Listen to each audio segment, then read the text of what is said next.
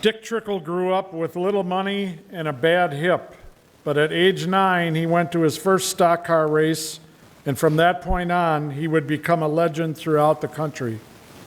He honed his skills on the bull rings of central Wisconsin, racing nearly every night of the week and several times on every weekend. He would win over 1,200 feature races before he was finished, winning 67 alone in 1972. He won so many track championships in so many places, they are not all accounted for. Dick raced with ASA, ARTCO, ARCA, All Pro, IMCA, USAC, and NASCAR. He made 303 starts in the Winston Cup Premier Series of NASCAR, as well as 158 starts in the NASCAR Busch Series. Dick raced snowmobiles as a factory driver for Yamaha. He also was part of the United States Olympic bobsled design team. He was the co-creator of the Slinger Nationals along with Speedway owner Wayne Erickson. Along with Dave Marcus and the late Jim Sauter, he helped design, set up, and test the IROC Series cars. He became a folk hero of sorts with his weekly NASCAR finishes chronicled on ESPN SportsCenter by announcers Dan Patrick and Keith Olbermann. Dick passed away in 2013 at age 71.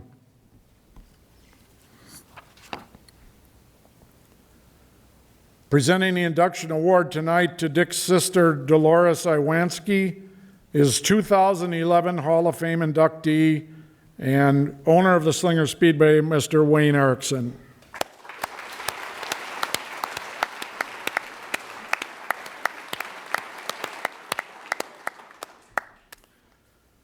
Inducted into the Southeastern Wisconsin Short Track Hall of Fame in 2017, Dick Trickle.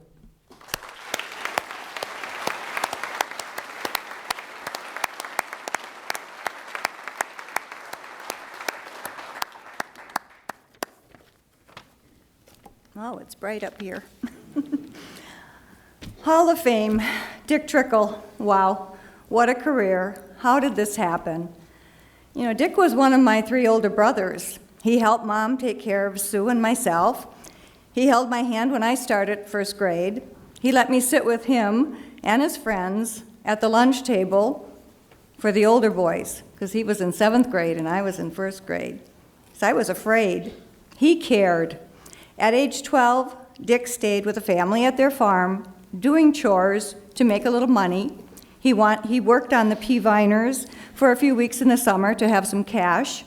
During high school, he set up bowling pins at the little 4-lane bowling alley in our hometown of Rudolph, which is still there. And during he did that one already. He also worked drilling wells. All this time, he collected scrap iron, car parts, and he learned to weld from our Uncle Leonard in the blacksmith shop. Dick did not have a degree. He did not attend a school to learn how to build and set up a race car. He figured things out. I sometimes believe the more he paced back and forth, the more his mind could figure out what needed to be done and how to do it. I can still see him in my mind pacing back and forth, a cup of coffee in one hand, a cigarette in his other hand, and you could just see his mind so tuned into his thoughts.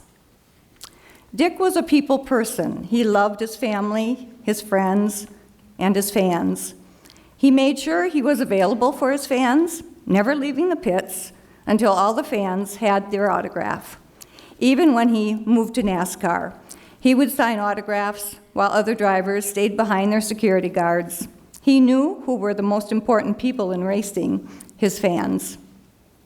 He never turned away from an autograph or a story a fan had to tell. He raced for the fans just as much as he did for himself. Yes, he was a very talented race car driver, but that was not the most important thing to Dick. Important to him was to give his fans a show that was competitive and exciting. He never wanted to be the guy that lapped everyone to run way out ahead of the other racers, and he willingly shared ideas, feeding little hints how drivers could improve their race cars. I remember one of the many times celebrating in the pits after a race. Anybody else do that around here? Many times, notice I said that. But watching him, celebrating after the race, listening to him, sharing these tips. Later I asked him, I said, Dick, why do you tell other drivers how to make their cars better? Don't you want to be the fastest? You know, he looked at me and he said, Dolores, if I don't have anybody to race against that as fast as I am, it's not any fun. And it's not a race.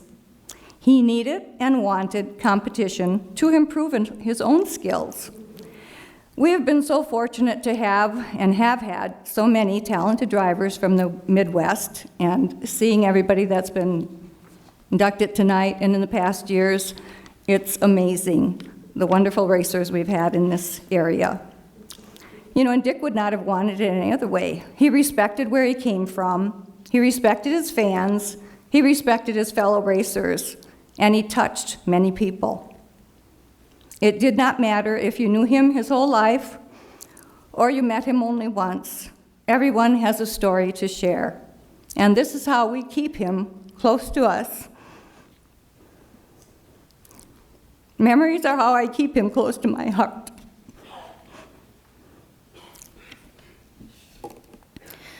Once Dick shared to me how grateful he was to make a living at a hobby he loves so much.